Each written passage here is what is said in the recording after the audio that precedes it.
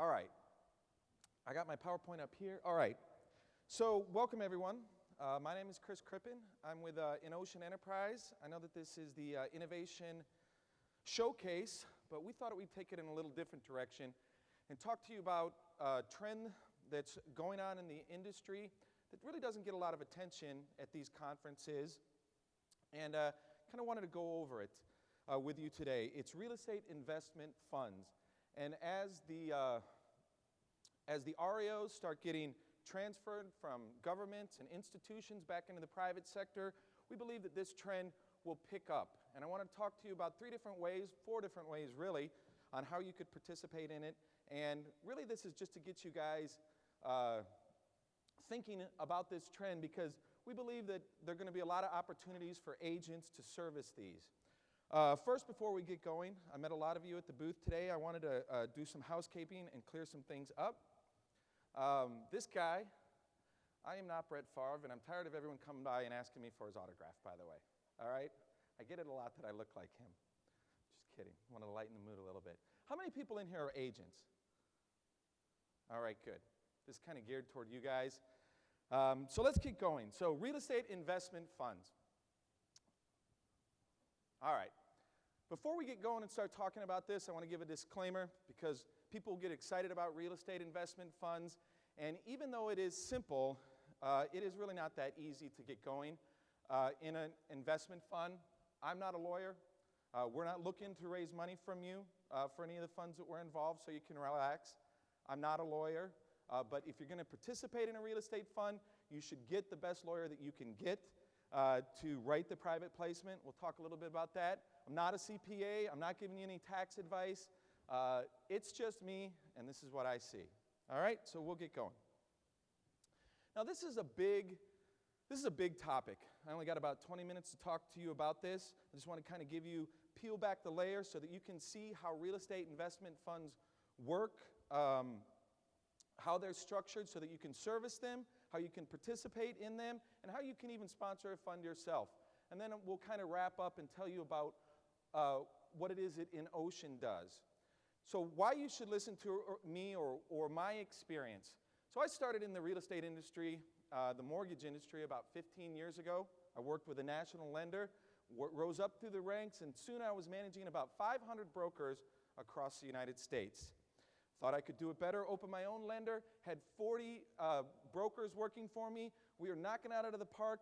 I was a big deal. I'm not afraid to tell you that. Just kidding. Not really. I was. Then 2007 came around, and it hit me like a ton of bricks. My friends and I joked that that year in my life was kind of like a country song. I lost my company. I lost my wife. They took my house. If you would have shot my dog, it would have been a country song, right? I'm sure that you all had similar experiences when it came to that. But we're fortunate, or so they say, we're fortunate for our misfortune, and this was a seminal economic event in my life, certainly in the lives of everyone I knew, and in the industry, the only industry that I had known since getting out of college. And I wanted to understand it. I needed to figure out what was going on, because everything just got shook up. I'm sure that you all participated in this. You all look of that age. So I used my banking contacts to get a job at Fannie Mae as an asset manager. And I really learned asset management from Fannie Mae, which I consider to be the gold standard in asset management. And it was there that I got introduced to real estate funds. They were really the only people that were buying the properties. And I managed a portfolio of about 500 homes.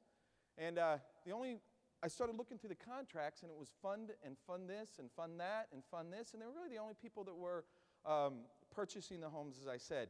So I got interested, but as fate would have it, the FDIC came calling in the form of Prescient Asset Management, and they needed somebody to lead. Prescient had just been awarded the FDIC ORE, Asset Disposition contract, and they needed somebody to lead it. They chose me, and so I moved over to the FDIC, and from being curious about what was going on, getting a job at Fannie Mae, now I was sitting at the table at the FDIC with the senior executives designing the disposition systems and processes that the FDIC currently uses today. As a matter of fact, when I was at Prescient, that's where I got involved with InOcean Asset Management.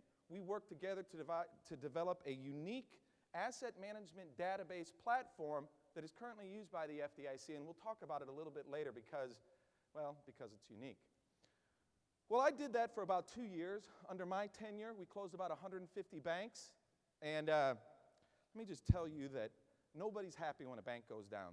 The FDIC doesn't want it to go down. The senior executives certainly don't want it to go down. The employees have no clue. The depositors are certainly stressed, and I was the point man for that. So I did that for about 3 years. Like I said, we closed about 150 banks, disposed of about 23,000 assets during that time, and I kind of got burnt out, right, as you can imagine. At one point, the FDIC had put my cell phone number as the bank contact list for all these failed banks. So everybody that called me, it seemed like, not only that, it was like 2008, 2009, and it was just complete turmoil. So I said, forget it, I'm done. Prescient Asset Management, owned by Eric Toronto and ran by Sam Eigel, always very nice to me. They took care of me. I had a little money in my pocket, just turned 40 years old. I said, I'm done with real estate. You know, I was due a midlife crisis, so I went off to Europe to go be an artist. I enrolled in art school, and I said, I'm done. This is what I'm going to do for the rest of my life. But as I was over there, I would notice in the cafes that this real estate crisis that was going on in America was a big deal over there also, and I always believed that in crisis, there is opportunity, and I just couldn't shake it. And I had to get back into it, especially since I'd worked so hard to get back into the business, and I was at a decent level that I felt that there was still something for me to do. So I came back to the United States, and as fate would have it, a good friend of mine who I had worked with at Prescient, Al Espinoza, the CEO of InOcean, they had just been awarded the HUD Asset Management, the field services portion of the asset management contract, and we kind of got together.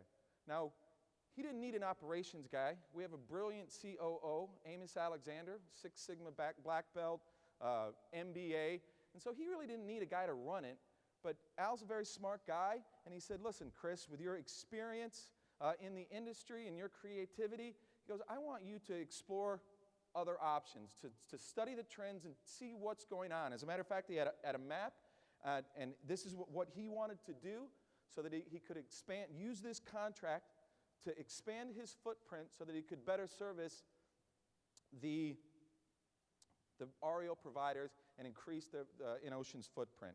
So we got together, and that's kind of how I ended up where I'm at today. And when he said he wanted to explore current trends, I said, we got to do a fund. We got to look into the fund.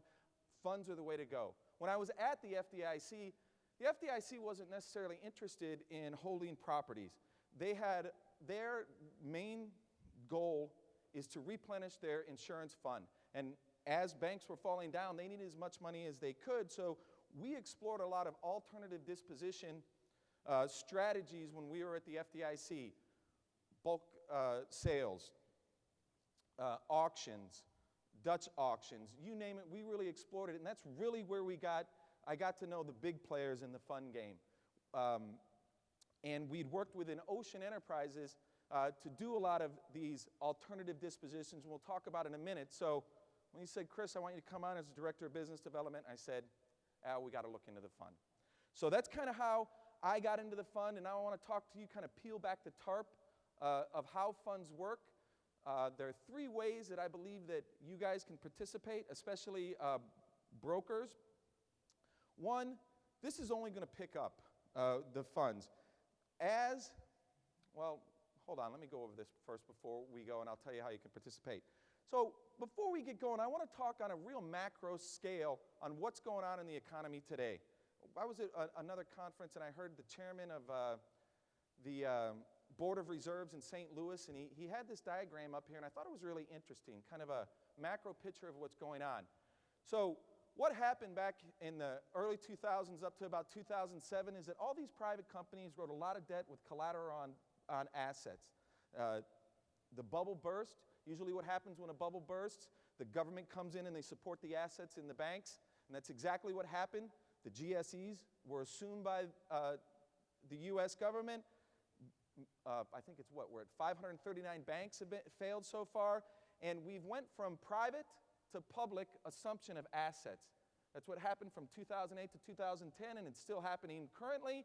And now we're in the second phase. The U.S. government isn't in the business of holding assets, so they're transferring them back down to the private sector. As a matter of fact, this is the largest transfer of wealth from public to private in the United States, in the history of the United States, and probably in the world. I don't really know global economics. But this is the space that we wanted to be in. This is the trend that we study, or that I study in business development within Ocean.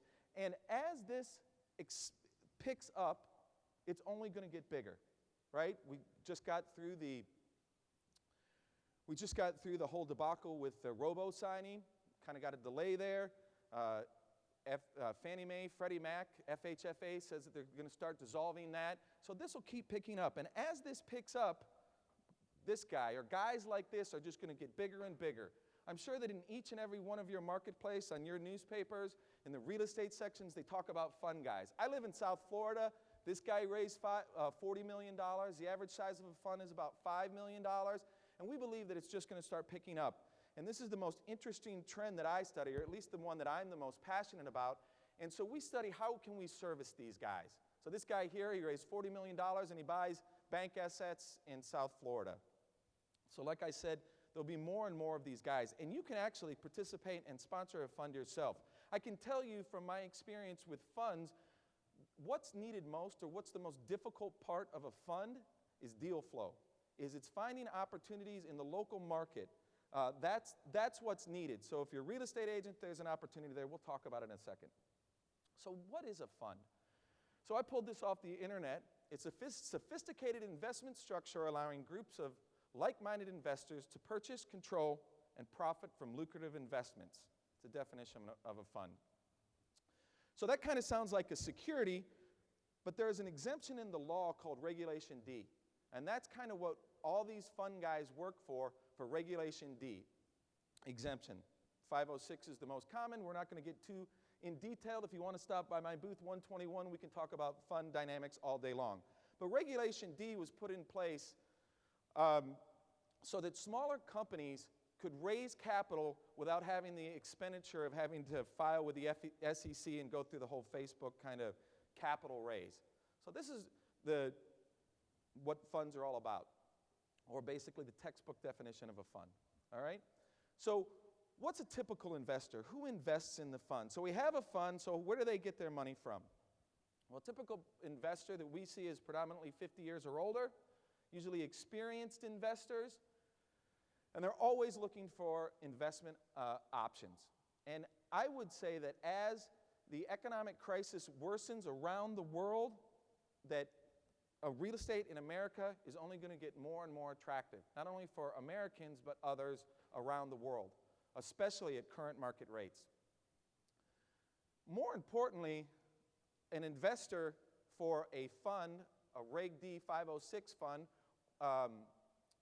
you have to work with accredited investors.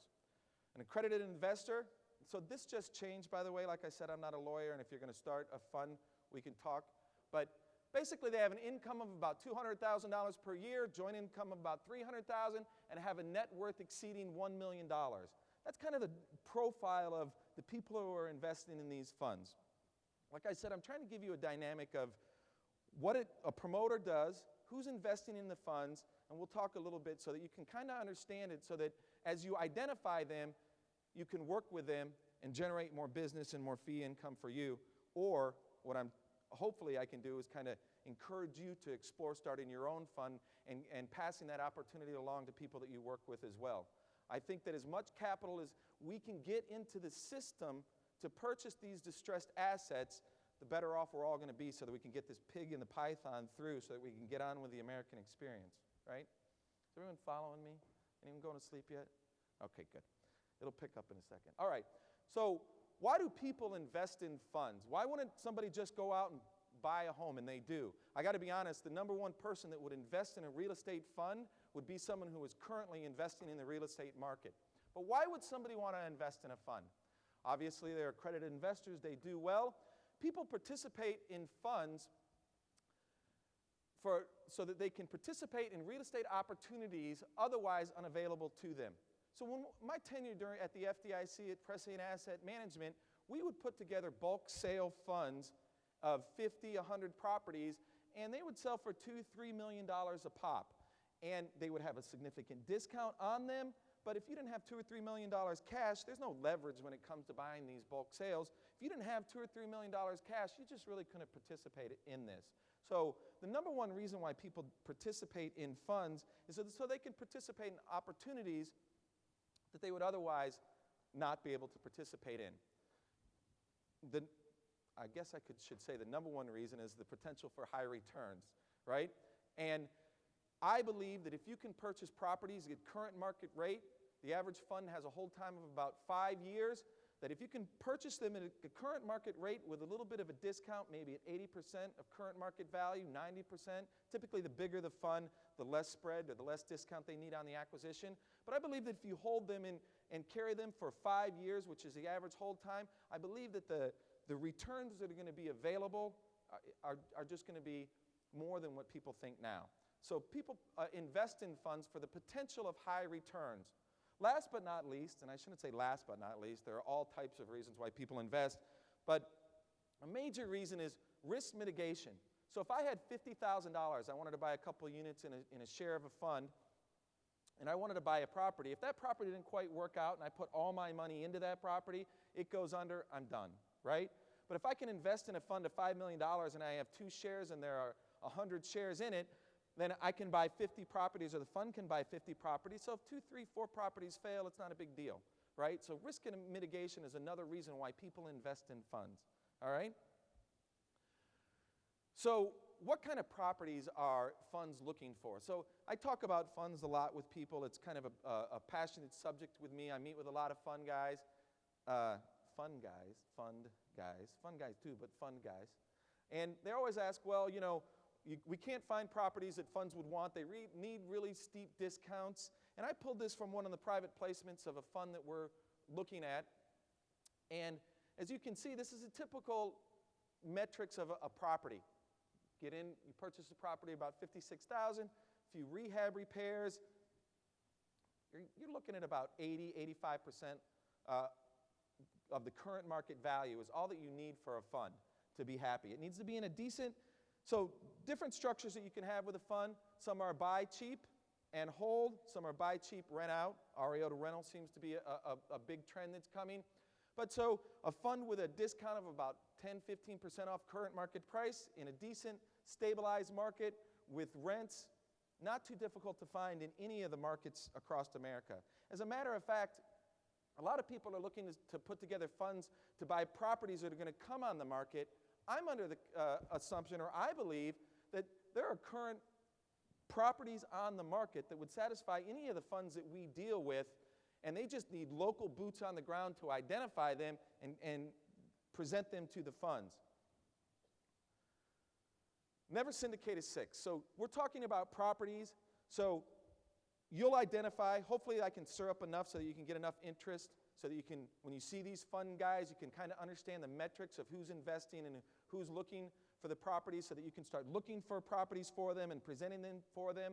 One of the rules in fund management is never syndicate a 6. So if we have a scale from 1 to 10, 10 being the best property, 1 being the worst property, you never want to syndicate a 6 or less.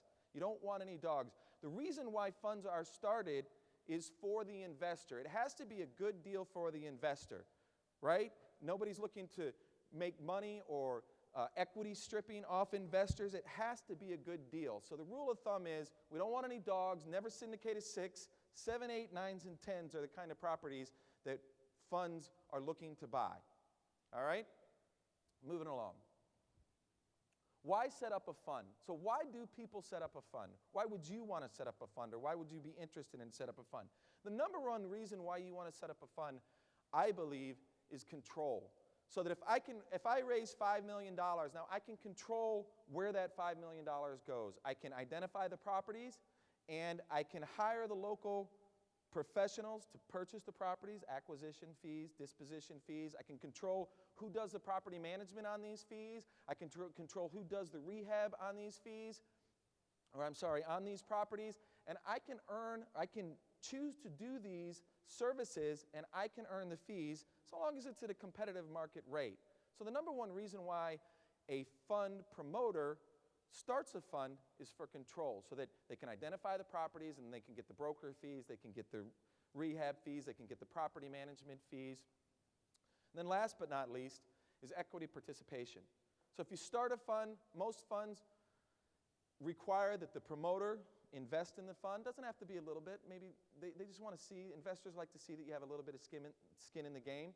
But once you're the promoter, you have a hold time, then you can participate. Once you dispose of the properties, you can participate in the equity participation, which I believe properties purchased at current market value with a little bit of discount to mitigate any kind of downturn. I believe in a 5-year time frame that most markets in the United States are going to come out. Granted, there are exceptions, but I've been in a 5-year time frame.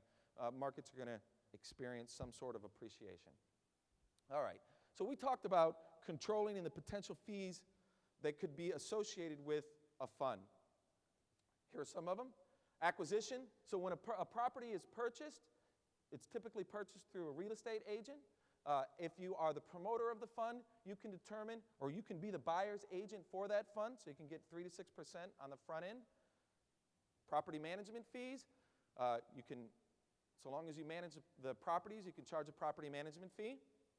Asset management fees. Typically the way a promoter or a syndicator of the fund works is that they manage the assets of that fund and they charge a 3% fee after a preferred return of 8% given to the investors in the fund on an annual basis paid out quarterly. After that, they charge an asset management fee of typically 3%, and then any income over that is usually split 50-50. Next, equity participation. Typically, when the properties are sold, the split is 60-40, so that 60%, after all capital and all fees that were associated in starting the fund, after that is returned to the investors, typically it's split, any equity over and above capital is returned, it's split 60-40 between investors and the promoter. And last but not least, disposition fees. When the property is sold, there is a fee that is produced for a broker. So long as you're a licensed broker, you can get that as well. So there's a lot of opportunity to sponsor funds and promote funds. All right, typical fund size. The average fund size is about $5 million, 55 to 70 properties, 5-year hold time, right? On a 5-year fund, you got to, once you raise the money, you got to put it to work. So you need to be able to identify about 50, depends on your market and what your strategy is. All funds are different. But you've got to be able to put that money to work in about a 6 to 12 month time frame, buying the properties, rehabbing the properties, renting them out. You could probably do it a little bit longer, but 6 to 12 months. But once you've got that portfolio stabilized, it's really just property management for the 5 years. A typical $5 million fund generates about $250,000 in management fees per year, right? So that's about market average for it. So there's a lot of opportunity for people to promote funds, both in fee income and equity participation. All right. So what does it take? What kind of skills does it take to set up a fund? There are basically 4 critical skills that are needed to set up a fund. Number 1, market skills. I would argue that this is the most critical skills. This is local knowledge, boots on the ground. Every fund manager that I've ever talked with or deal with, it's deal flow that is the biggest challenge. It's identifying the properties that meet the metrics for the fund. So market skills, capital skills, dealing with investors, working with investors, asset management skills, managing the properties, managing the portfolio, and business management skills. So private placement is the mechanism by which you start a fund. This is nothing new. It's been used for years on the commercial side. It's used for years on the venture capital side and on the angel investing side. It's just kind of new coming over to the residential side. So it's really just a business. Here's our business plan. Here's what we plan on doing. Here are the properties that we're looking to do, and here are the expected returns. So business management skills are critical. So, not too complicated. Here's the thing, is that you can partner with others. If you don't have these 4 critical skills, you can partner with others to make up where you are lacking. In ocean, well, we'll go on. So that's kind of peeling back on, a real basic overview on kind of how funds are set up. You have a promoter, a syndicator, a general partner. Investors are the limited partner. They invest, and then you implement the money, need a decent return. Hold it for 5 or however many years and then sell it out. And that's kind of the trend that we were exploring, that we think is only going to get bigger as the properties get transferred from public to private. And so what I want to talk to you about now are some of the in-ocean services that we created to assist this marketplace, right?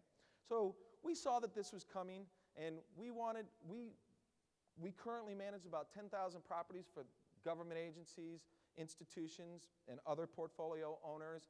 And we wanted to kind of create a group of services that we could assist funds and other institutions. So we came up with acquisition to disposition and everything in between. So acquisition to disposition. So if I own a portfolio, there are a lot of great asset management companies out there. We're a great asset management company, field services company. But if I'm looking for the fun part and I need someone to help me identify properties or value properties, typically as a portfolio or as an asset manager or a portfolio manager like I've done in my career, I'd have to go out and find this guy to do the asset management, this guy to do the acquisition, this guy to do the valuation. And we just wanted one complete suite of services, which is acquisition to disposition and everything in between. All right? Next, I want to talk a little bit about some of the services that we're working on and that I'm developing. And really, I'm going to kind of blow through these so that I can get to the more exciting beta stuff that I'm testing. So we do alternative disposition.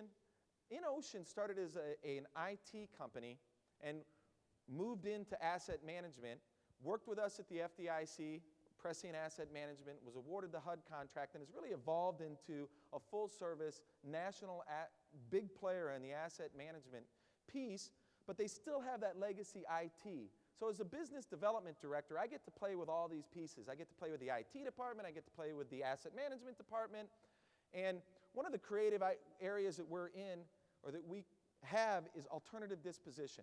Bulk sales, auctions, Dutch auctions, all high-tech, all web-based. So just want to kind of throw that out there. You can stop by my booth. I think I'm running out of time, so I'll move a little bit forward. Next, we have an innovative asset management database software that was developed for the FDIC, like I said, was currently in use by the FDIC, and it's different than the asset management software programs that are on the market in that it's completely customizable. A lot of the asset management software programs that are out there today are one size fits all, but this one is completely customizable for your process and for your process, completely customizable. It's cloud-based, it's integrated with a real estate sales website, so as the asset manager, so there's a little bit of a disconnect in asset management. So asset managers work on the portfolio, then they send it to a real estate agent, and then the real estate agent markets and disposes of that property, markets and sells the property for them. Well, our asset management database allows the asset manager to work on the property and then show up in real time on our real estate sales website. Also, this asset management database has an alternative disposition capability, and I don't know any other program that has it, meaning that you can have your portfolio in front of you, you can select properties that are in your portfolio that you want to identify or select for some kind of alternative disposition, whether it's bulk, whether it's auction, and then it'll take all those documents and put it in a web-based platform, and then you can have the alternative disposition site that then investors and others can use. All right, so we're wrapping up some of the beta things that we're working on. So there are a few things that are happening in the marketplace today with the Jobs Act that just passed, crowdfunding. We've got a pitch page. The pitch page is the only crowdfunding site for real estate investments. It's beta, jobs funding right now. The Job Funding Act is kind of an exception for unaccredited investors to participate in the funding of startups. We're developing a page for the real estate. It's still in beta. I got to wrap up, so I won't do it. This is an individual. Stop by my booth 121. We'll talk about it.